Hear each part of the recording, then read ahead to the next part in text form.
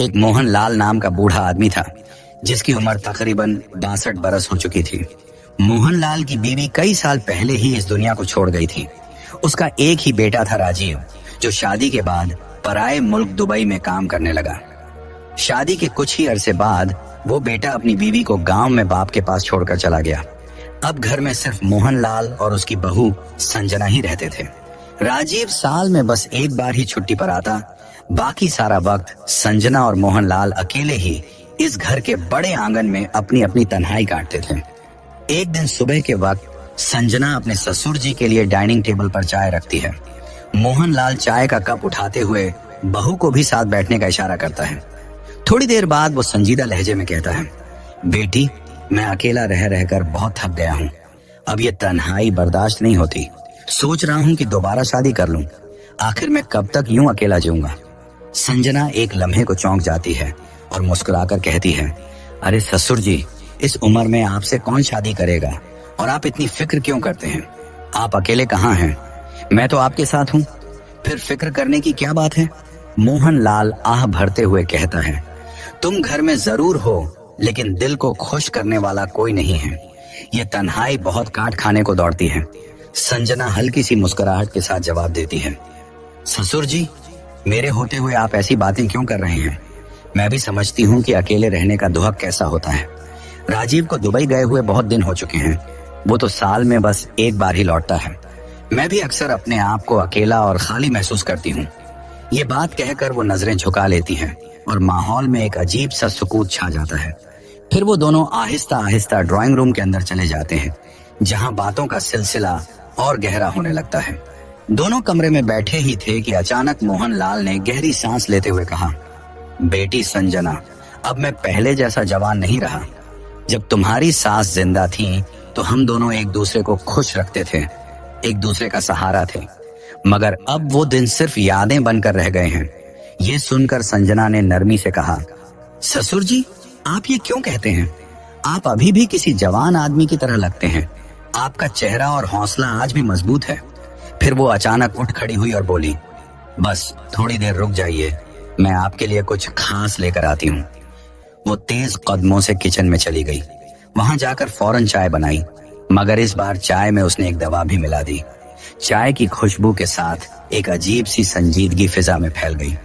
कुछ ही देर में संजना दोबारा कमरे में लौटी। उसके हाथ में दूध वाली चाय का कप था। मोहन लाल ने कप की तरफ देखते हुए जरा हैरत से कहा, अरे ये क्या ले आई हो? क्या ये मुझे फिर से ताकतवर बना देगी? क्या इसे पीने से मेरी जवानी वापस आ जाएगी? संजना ने हल्की मुस्कुराहट के साथ जवाब दिया, आपने बिल्कुल सही पहचाना। मैंने इसमें एक खास दवा मिलाई है। जैसे ही आप इसे पी लेंगे, आपके अंदर वही पुरानी ताकत लौट आएगी। मोहन लाल ने तजस्सुस से पूछा, कैसी दवा है ये? कौन सी जादुई चीज है जो मेरी जवानी वापस ला सकती है? संजना ने नरमी से कहा, पहले आप पी लीजिए, फिर इसका असर खुद देख लीजिए। मोहन लाल ने ज्यादा देर न करते हुए फौरन ही चाय का कप उठाकर एक ही घूंट में पी लिया। वो अभी इसका असर महसूस भी ना कर पाया था कि अचानक संजना के फोन की घंटी बजी। फोन उसके शौहर राजीव का था। संजना ने फोन उठाया और कमरे से बाहर निकल गई ताकि सुकून से बात कर सके। दूसरी तरफ से राजीव ने खुशी के साथ कहा, संजना, मैं 2-3 दिन के अंदर ही घर आ रहा हूँ। ये सुनकर संजना चौंक गई और बोली, क्या? आप तो साल में सिर्फ एक बार आते हैं, फिर अचानक अब कैसे आ रहे हैं? राजीव ने हंसते हुए जवाब दिया, हमारे ऑफिस में अगले 2 महीने के लिए काम बंद है, तो मैंने सोचा कि घर आकर सबके साथ वक्त गुजारूं। संजना ने धीरे से कहा, ठीक है, ये तो बड़ी खुशी की बात है। राजीव ने फौरन पूछा, मेरे पिताजी कैसे हैं? संजना ने हल्की सी आवाज में कहा, आपके पिताजी तो अभी कमरे के अंदर ही मुझे बुला रहे थे। कुछ देर दोनों मियाँ बीवी बातें करते रहे। फिर संजना ने कॉल काट दी और वापस कमरे में दाखिल हुई। अंदर आकर देखा तो मोहन लाल बिस्तर पर लंबी नींद सो रहा था। उसके चेहरे पर सुकून और इत्मीनान की झलक थी, जैसे कई बरस बाद उसे आराम मिला हो। बाहर शाम ढल रही थी और पूरे घर में एक पुरअसरार सा सुकून छा गया था। रात हो चुकी थी, इसलिए संजना ने खाना खाया और फिर अपने कमरे में जाकर सो गई। सुबह जब सूरज की किरणें आंगन में फैलने लगी तो वो हंस भी आदत अपने ससुर जी के लिए चाय बनाकर उनके कमरे में ले गई। मोहनलाल ने बहू को देखते ही खुशी से कहा, बेटी, आज मैं खुद को बहुत हल्का और खुश महसूस कर रहा हूँ। कल जो तुमने दूध वाली चाय दी थी, उसका जायका तो कमाल का था। संजना ने मुस्कुराकर कहा, अच्छी बात है ससुर जी, आपको पसंद आई। इतने में दरवाजे की घंटी बजी। बाहर जाकर देखा तो राजीव आ गया था। संजना अपने शौहर को देखकर खामोशी से उसके गले लग गई। घर का माहौल कई दिनों बाद खामोशियों से भर गया।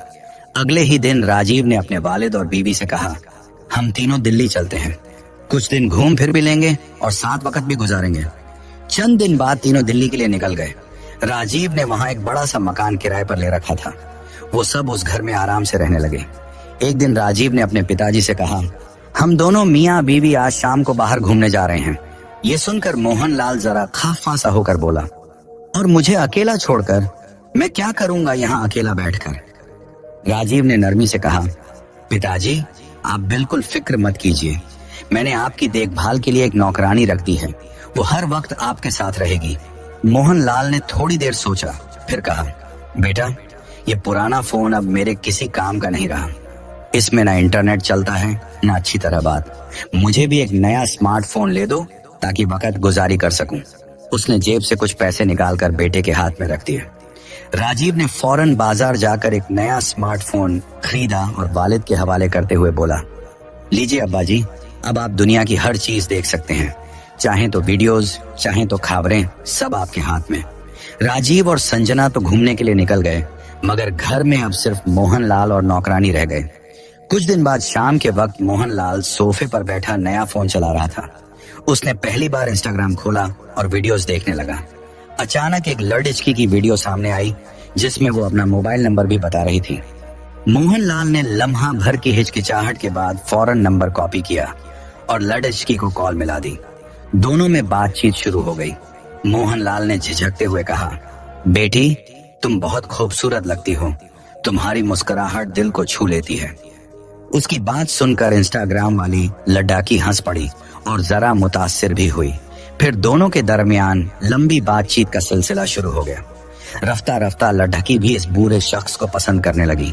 चंद दिन बाद फोन पर बात करते करते मोहनलाल ने लड़की से कहा, अगर तुम चाहो तो मेरे घर आ सकती हो, मैं तुमसे मिलकर खुशी महसूस करूंगा। उसने फौरन अपना घर का पता भी दे दिया। कुछ दिन बाद वो इंस्टाग्राम वाली लड़की वाकई मोहनलाल के घर आ पहुंची। दरवाजे पर दस्तक सुनकर जब मोहनलाल ने दरवाजा खोला तो सामने एक जवान सजी संवरी लड़की खद्दी थी। वो अंदर आई तो मोहनलाल ने उसे सोफे पर बिठाया। मोहनलाल ने उस दिन खास तौर पर बालों में तेल लगाया था, हल्का सा पाउडर और खुशबू लगा रखी थी। 62 साल की उम्र के बावजूद वो अपने आप को आईने में जवान दिखाने की कोशिश कर रहा था। लड़की हंसते हुए बोली, तो क्या आप मुझे बियर नहीं पिलाएंगे? मोहनलाल ने जरा भी देर न की, फौरन फ्रिज से 2 बोतलें निकाल लाया। दोनों आमने सामने बैठकर बियर पीने लगे। माहौल हल्का फुल्का और कहकों से भर गया। कुछ देर बाद लड़की ने नजरें झुकाते हुए कहा, क्यों ना हम दोनों किसी होटल चलें, वहां ज्यादा मजा आएगा। मोहनलाल ने जरा हिचकिचाहट के साथ कहा, लेकिन ये जगह भी तो बुरी नहीं है। लड़की ने शौक अंदाज में मुस्कुराकर कहा, होटल की बात ही कुछ और होती है, वहां कोई रोकने टोकने वाला नहीं होगा। मोहनलाल आखिरकार मान गया। उसने नौकरानी को आवाज दी और बोला, हम दोनों बाहर जा रहे हैं, घर का ख्याल रखना और ये बात किसी को मत बताना। वो दोनों कार में बैठकर सीधे शहर के एक बड़े होटल पहुंचे। वहां जाकर एक कमरा बुक करवाया और अंदर दाखिल हो गए। कमरे में पहुंचकर लड़की ने शौक लहजे में कहा, कैसा लग रहा है आपको यहाँ आकर? मोहनलाल ने दिल की गहराइयों से जवाब दिया, पहली बार मुझे ऐसी लड़की मिली है जो मेरा ख्याल रख रही है, जो मुझे खुश करने की कोशिश कर रही है। मैं तो खुद को खुश नसीब समझ रहा हूँ। लड़की ने कहखा लगाया और बोली, यही तो मेरा काम है, खुश करना, लेकिन इसके बदले में मुझे ढेरों पैसे चाहिए। मोहनलाल ने हंसते हुए कहा, मेरे पास बहुत पैसा है, जितना चाहो ले लो, बस मेरा साथ देती रहो। फिर वो दोनों करीब आ गए और रिश्ते की हदें पार कर बैठे। कुछ देर बाद लड़की ने संजीदगी से कहा, मैं तुमसे शादी करने के लिए तैयार हूँ। दोनों अपनी बातों में मसरूफ ही थे कि अचानक मोहनलाल के फोन पर कॉल आ गई। दूसरी तरफ उसका बेटा राजीव था, जिसने सख्त लहजे में कहा कि फौरन घर वापस आ जाइए। मोहनलाल घबरा गया। उसने जल्दी से कमरा छोड़ा और सीधा घर की तरफ रवाना हो गया। घर पहुंचते ही राजीव ने गुस्से से पूछा, पिताजी, आप इस उम्र में भी शादी करने की बात कर रहे हैं, ये सब क्या है? मोहनलाल ने सख्त लहजे में जवाब दिया, मेरी मर्जी है, शादी करूं या ना करूं, ये पैसा मेरा है। और रही बात उम्र की, तो अभी मैं इतना भी बड्ढा नहीं हुआ। कान खोलकर सुन लो, ये घर मेरा है और यहाँ सिर्फ मेरी मर्जी चलेगी। ये कहकर मोहनलाल दरवाजा जोर से बंद करता हुआ कमरे में चला गया और माहौल में तल्खी भर गई। राजीव अपनी बीवी संजना से फिक्रमंद लहजे में कहता है, ये देखो संजना, पिताजी इस उम्र में भी शादी की जिद कर रहे हैं। मुझे डर है कि न जाने कल को वो हमारे लिए कोई नई मुसीबत ले आएंगे। इधर मोहनलाल सीधा होटल में उस लड़की के पास पहुंचा और बेचैनी के साथ बोला, जल्दी से मुझसे शादी कर लो, मैं अब और इंतजार नहीं कर सकता। लड़की ने बिना झिझके कहा, मैं तो पहले से ही तैयार हूँ। मोहनलाल ने घड़ी की तरफ देखते हुए कहा, लेकिन अभी तो बहुत रात हो चुकी है, चलिए घर चलते हैं, सुबह कोर्ट मैरिज कर लेंगे। रात गए वो दोनों घर लौट आए। कमरे में जाकर मोहनलाल ने फिर फोन पर लड़की से बात की और एतबार भरे लहजे में कहा, कल सुबह हम दोनों कोर्ट मैरिज करेंगे। अगली सुबह मोहनलाल बद्धे इंतजाम से तैयार होकर घर से निकलने लगा ही था कि राजीव ने उसे रोक लिया। उसने परेशानी भरे लहजे में कहा, पिताजी, आप जो करने जा रहे हैं वो बिल्कुल गलत है। ये लड़की अच्छी नहीं है, ये आपको बर्बाद कर देगी। मोहनलाल गुस्से में भड़क गया और बोला, मेरी जिंदगी है, मेरी मर्जी है, शादी करूं या न करूं, ये फैसला मेरा होगा। तुम कौन होते हो मुझे रोकने वाले? राजीव ने खामोशी से कहा, मेरा मकसद आपको रोकना नहीं, सिर्फ समझाना है। ये लड़की बदनाम है, आपकी इज्जत और घर दोनों को डुबो देगी। लेकिन मोहनलाल ने उसकी एक न सुनी और दरवाजा पिटक कर निकल गया। दोपहर ढलते ही मोहनलाल वाकई कोर्ट मैरिज करके उस लड़की को अपनी बीवी बनाकर घर ले आया। घर का नजारा ही बदल गया। राजीव और संजना कमरे में बैठे हैरानी से एक दूसरे को देखते रह गए। मोहनलाल ने उन्हें आवाज दी, आओ तुम दोनों को अपनी नई बीवी से मिलवाऊं। देखो, ये अब तुम्हारी माँ है। इंस्टाग्राम वाली लड़की ने हंसते हुए कहा, जी हाँ, मेरा भी एक बड़ा बेटा और बहू है। राजीव के चेहरे पर सदमा और खामोशी छा गई। मोहनलाल ने संजना की तरफ देखकर कहा, बहू, हम दोनों अपने कमरे में जा रहे हैं, खाना वहीं ले आना। शाम को लड़की ने खुशी से कहा, आज हमारी शादी का पहला दिन है, इस खुशी में खाना होटल में खाते हैं। वो दोनों फिर होटल गए, कमरा बुक करवाया और रात वहां ही गुजारा। सुबह जब राजीव ने बाप के कमरे में झांका तो कमरा खाली मिला। उसका दिल डूब गया। थोड़ी देर बाद संजना ने चाय लाकर दी। तभी मोहनलाल अपनी नई बीवी के साथ वापस आया और सीधा कमरे में चला गया। कमरे के अंदर लड़की ने शौक लहजे में कहा, मुझे आज पहले जाना है, खरीदारी भी करनी है। मोहनलाल ने फौरन जेब से पैसे निकालकर उसके हाथ पर रख दिए। ये सब नजारा राजीव ने अपनी आंखों से देखा। वो गुस्से से बीवी से बोला, ये लड़की पिताजी को तबाह कर देगी। ये रोज नए नखरे निकालेगी, कभी होटल, कभी जेवरात, कभी खरीदारी। पिताजी आखिर कब तक ये सब बर्दाश्त करेंगे? राजीव ने हिम्मत करके सीधे बाप के कमरे में जाकर लड़की से कहा, मेरे पिताजी तुम्हारे हर नखरे उठाते रहेंगे, कभी होटल लेकर जाते हैं, कभी तुम्हें खरीदारी के लिए पैसे देते हैं। आखिर ये सब कब तक चलेगा? ये सुनते ही मोहनलाल गुस्से से आग बबूला हो गया और चला। राजीव, ये मेरी बीवी है। और मोहनलाल गुस्से से चीखा, राजीव, ये तुम्हारी माँ है, इसने तुमसे पैसे नहीं मांगे, पैसे तो मैंने अपनी खुशी से दिए हैं। तुम होते कौन हो हिसाब लेने वाले? इंस्टाग्राम वाली लड़की भी दरमियान में बोल पड़ी, हाँ, और सुन लो सब, हम दोनों ने कोर्ट में शादी की है, अब मैं इस घर की मालकिन हूँ। ये सुनकर माहौल मजीद तल्ख हो गया। मोहनलाल ने संजना को बुलाकर कहा, बहू, अपने शौहर को कमरे में ले जाओ, उसे समझाओ कि मुझे और मेरी बीवी को तंग न करे। संजना खामोशी से राजीव को अपने कमरे में ले गई। इधर मोहनलाल और वो लड़की शराब की बोतल खोलकर एक दूसरे के साथ बैठ गए। बीच बीच में लड़की तंजिया लहजे में कहने लगी, तुम्हारा बेटा तुमसे किस लहजे में बात कर रहा था? बेहतर यही है कि राजीव और उसकी बीवी को घर से निकाल दो। आखिर ये घर तुम्हारा है, ये तुम्हें क्या देता है? बस तुम्हारे फैसलों पर सवाल उठाता है। मोहनलाल ने नशे में डूबी आंखों से उसे देखा और कहा, तुम बिल्कुल सही कह रही हो, तुम वाकई बहुत समझदार बीवी हो। दूसरी तरफ कमरे में बैठे राजीव ने संजना से कहा, चंद दिन बाद मुझे फिर से विदेश जाना है, लेकिन मुझे तुम्हारी और पिताजी की फिक्र खाई जा रही है। ये लड्डशकी पिताजी को बर्बाद कर देगी। संजना आह भरते हुए बोली, हाँ, अगर माँ जी आज जिंदा होती तो हमें ये दिन कभी न देखने पड़ रहते। खैर, तुम फिक्र मत करो, मैं पिताजी का ख्याल रखूंगी। फिर वो किचन में जाने से पहले ससुर के कमरे के दरवाजे पर गई और आहिस्ता से कहा, पिताजी, मैं राजीव के लिए चाय बनाने जा रही हूँ, सोचा आपसे भी पूछ लूं। लेकिन उससे पहले कि मोहनलाल कुछ बोलता, लड्डचकी ने तेजी से कहा, हाँ हाँ बहू, हमारे लिए भी चाय ले आना। संजना ने चुपचाप चाय बनाई और ससुर के कमरे में जाकर टेबल पर रख दी। फिर वापस आकर शौहर को चाय थमाई और धीरे से बताया, पिताजी और वो लड्डचकी कमरे में बैठे बियर पी रहे थे। राजीव ने दांत पीसते हुए कहा, क्या? पहले पिताजी अकेले पीते थे, अब उसके साथ मिलकर। बस सुबह होते ही फैसला होगा, या तो हम इस घर में रहेंगे या वो लड्डचकी। रात को नौकरानी ने खाना बनाकर डाइनिंग टेबल पर लगा दिया। राजीव और संजना ने साथ बैठकर खाना खाया। फिर राजीव ने नौकरानी से कहा, पिताजी और उस औरत का खाना कमरे में पहुंचा दो। नौकरानी ने खाना ट्रे में रखा और कमरे में दे आई। अंदर का मंजर देखकर वो भी हैरान रह गई। मोहनलाल और लड्डकी दोनों नशे में धुत थे। मोहनलाल ने लद्दाते लहजे में नौकरानी से कहा, सुनो, आज से अपनी नई मालकिन का खास ख्याल रखना। नौकरानी खामोशी से वापस आ गई। राजीव और संजना भी थके हारे अपने कमरे में सो गए। अगली सुबह जब सूरज निकला तो राजीव पहले ही जागकर परेशान बैठा था। संजना ने चाय पकड़ाई तो उसने फैसला खून लहजे में कहा, आज सब कुछ साफ हो जाएगा, या तो हम इस घर में रहेंगे या फिर वो लड़की। आज ही फैसला होगा। इतने में कमरे से मोहनलाल और वो लड़की उठकर बाहर आए। मोहनलाल ने बहू को आवाज दी, संजना बेटी, हमें भी चाय देना। संजना ने चाय कप में डालकर ससुर के हाथ में दी। उस वक्त इंस्टाग्राम वाली लड़की मुस्कुराते हुए बोली, आपकी बहू तो बड़ी नेक है। और सुनो संजना, आज हम दोनों दोपहर का खाना होटल में खाएंगे। ये बात राजीव ने भी सुन ली। वो गुस्से से फट पड़ा, पिताजी, ये रोज का तमाशा कब तक चलेगा?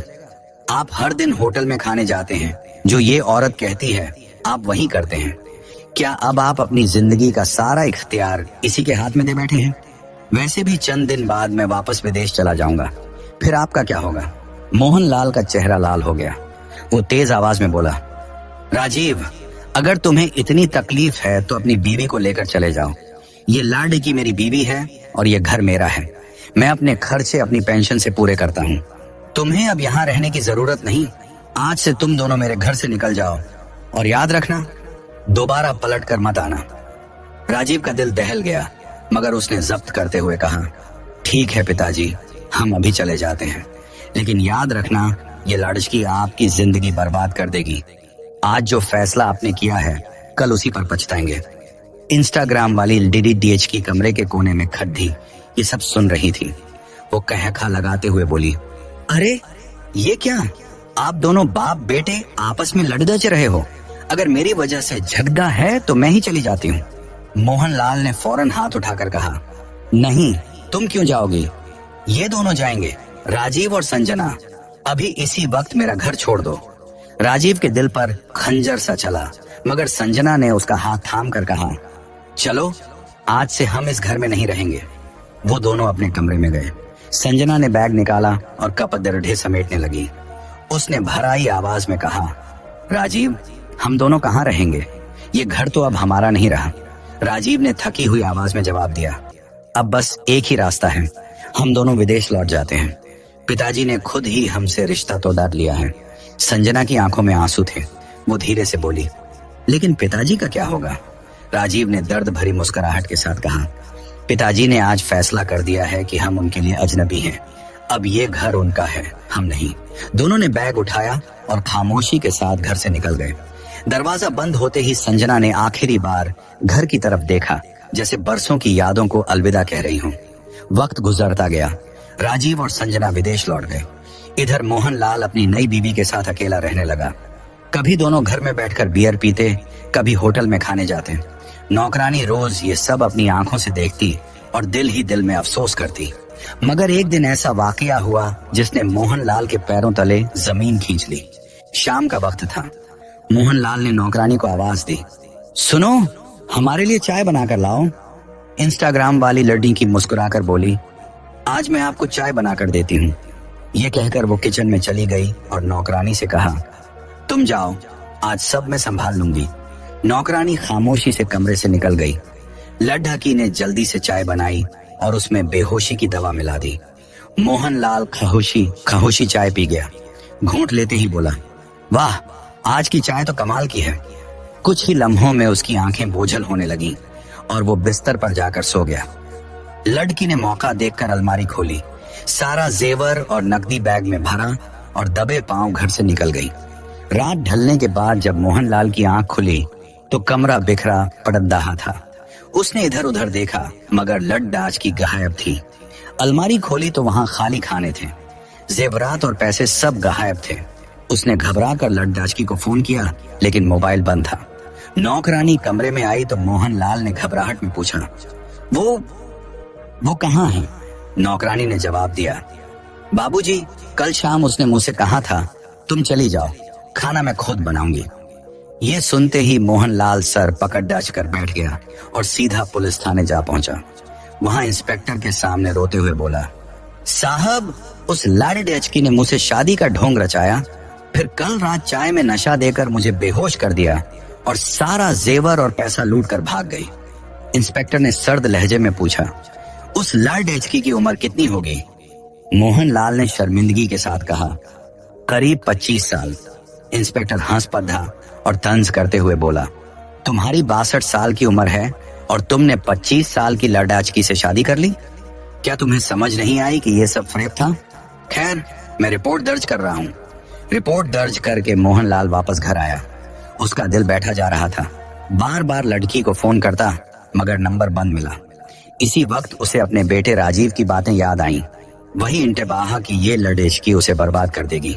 नौकरानी ने कहा, बाबूजी, अब अपने बेटे और बहू को सब सच बता दीजिए। मोहनलाल ने आह भरते हुए कहा, इंस्टाग्राम वाली के कहने पर मैंने राजीव और संजना के साथ नाइंसाफी की। पता नहीं वो मुझे माफ करेंगे या नहीं। उसने फौरन मोबाइल उठाया और राजीव को कॉल कर दी। इधर राजीव और संजना विदेश में अपने घर में बैठे थे। फोन बजा तो राजीव ने उठाया और सख्त लहजे में कहा, पिताजी, अब कौन सा हिसाब बाकी रह गया है? मोहनलाल की आवाज लड़क रही थी, बेटा, मैं माफी के काबिल नहीं रहा, लेकिन देर से ही सही मैं मानता हूं कि मैंने बद्दी गलती की। मुझे और तुम्हारी माँ जैसी बहू को माफ कर दो। उस लड़की ने मुझे धोखा दिया है। राजीव ने तल्खी से कहा, पिताजी, अब हमें आपकी किसी नई शादी या धोखे की कहानी से कोई मतलब नहीं। आपने हमें जलील करके घर से निकाला था। हमारे और आपके बीच अब कोई रिश्ता बाकी नहीं रहा। यह सुनकर मोहनलाल का दिल टूट गया। उसकी आंखों से आंसू बहने लगे। उसने फोन पर संजना से कहा, बहू, तुम ही अपने शौहर को समझाओ, मुझे माफ कर दे। संजना ने धीमे लहजे में कहा, पिताजी, मैं राजीव को समझाने की कोशिश करूंगी, लेकिन आपने जो किया है उसकी चोट बहुत गहरी है। मोहनलाल फोन बंद करने के बाद कुर्सी पर ढेर हो गया। उसने सोचा, जवानी के लालच में उसने अपनी इज्जत, अपना बेटा और बहू सब खो दिया। जिस लड्ढकी को उसने बीवी बनाया वही उसे लूट कर चली गई। आखिरकार वो तन्हा रह गया और दिल ही दिल में सोचता रहा, दौलत और जवानी का जादू वक्ती धोखा है। असल सहारा तो अपने बेटे, बहू और खानदान का होता है। जो अपने रिश्तों को छोड़ देता है वो आखिरकार खाली हाथ और अकेला रह जाता है।